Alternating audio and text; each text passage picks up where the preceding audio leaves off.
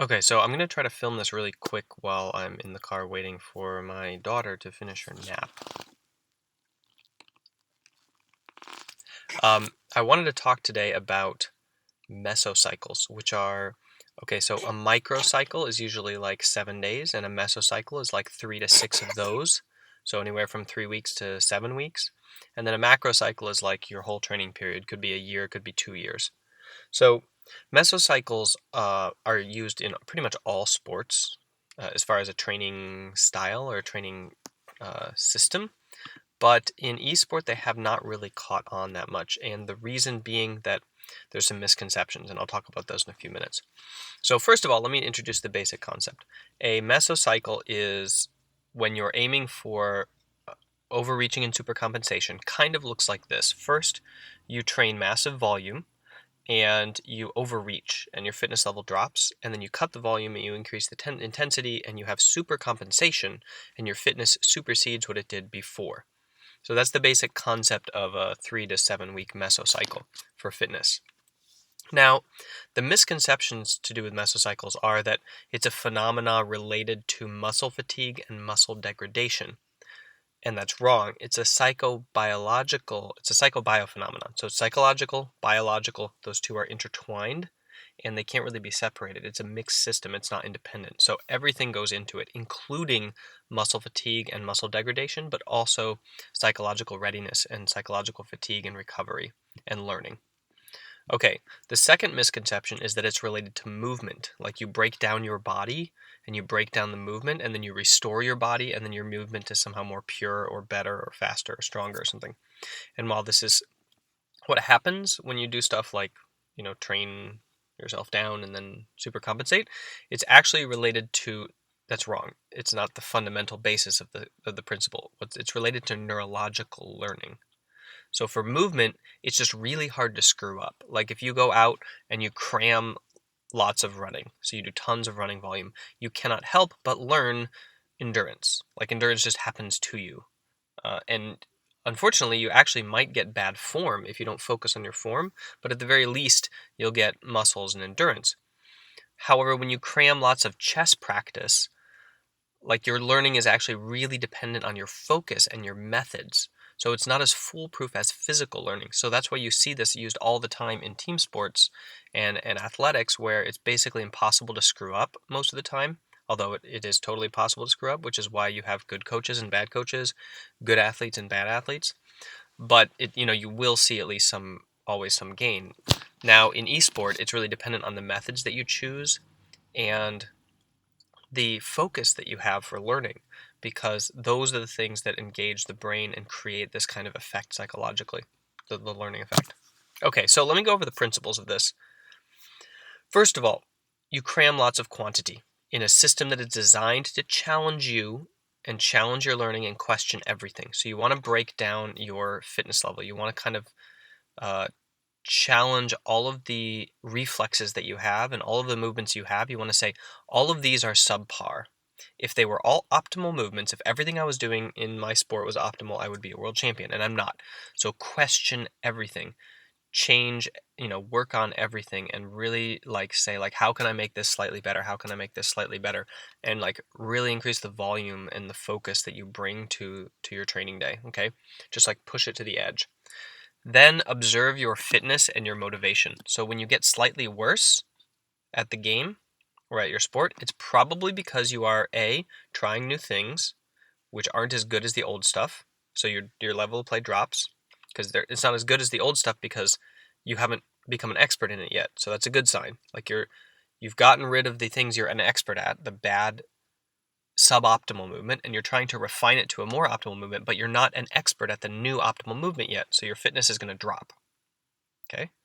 B, you're trying new decisions and you're failing, which is good because failing is a key part of learning. So you want to be making new decisions, and half the time they're not going to work, or a lot of the time they're not going to work because you're not an expert at these decisions yet. So you're learning it.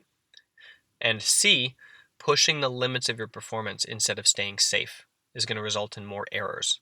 So that's also going to drop your fitness level because you're pushing the limits of your performance. You're not trying to play an error-free game. Okay.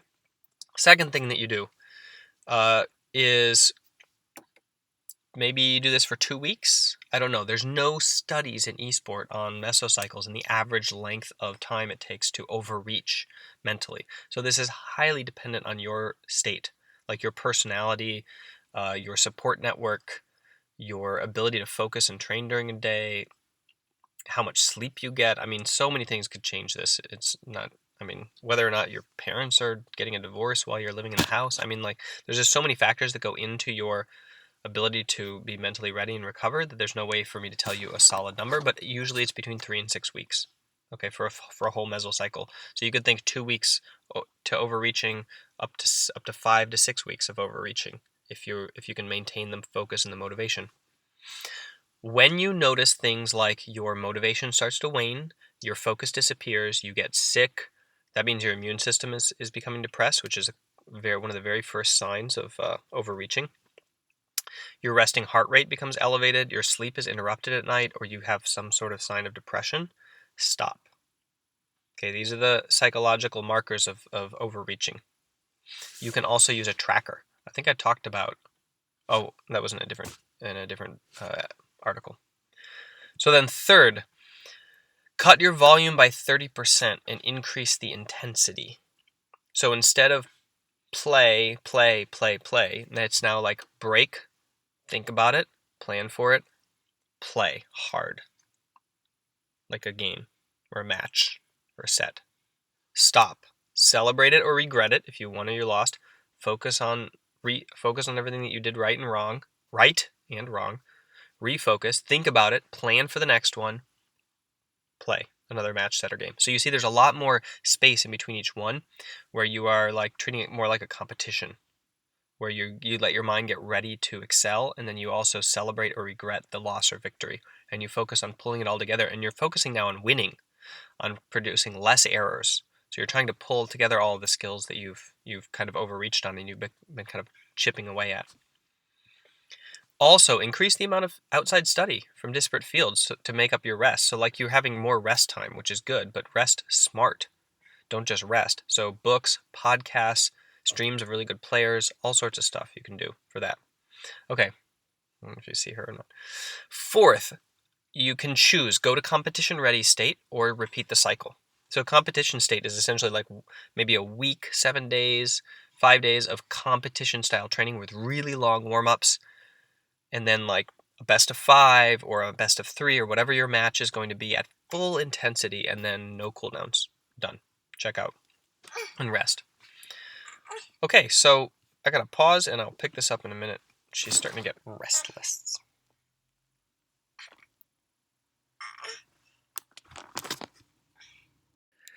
Hi, so Weldon here at the end of the day. I just wanted to, I rewatched the video, I think I covered everything, but I just wanted to let you know that I made a cheat sheet about this. So I thought it was fairly complicated when I re-listened to it, and there's kind of a lot of different things in there to pay attention to and to break it down.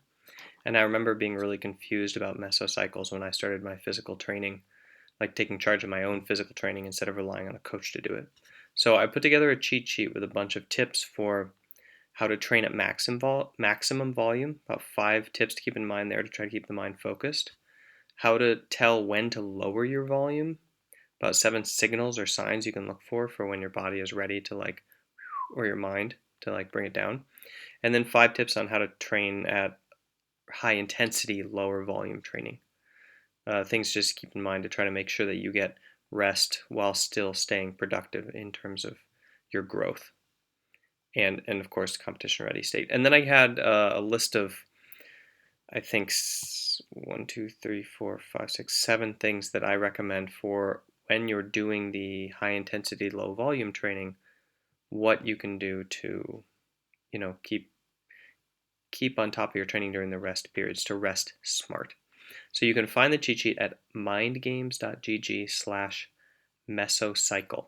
That's MESO cycle. CYCLE. I hope I spelled that right. Mesocycle. Mindgames.gg/mesocycle. If you're already a member of my site, you can just go to the dashboard. It's there to download already.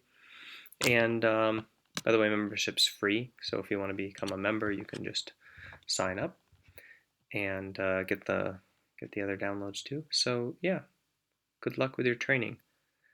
Let me know how this helps you to avoid plateaus. I think that there's a lot of future research possibilities in mesocycles and training cycles in esport, and I'm really excited that I'm starting to see that they actually work in esport in the teams that I'm training, and that this kind of mental sport, that, well, more or less mental sport. It's not fully mental because you still have the motor reflex, remember, so it's more akin to shooting or something like that than it is to chess. But that this more or less mental sport has very clear ties with this style of training that works so well in traditional sport as well.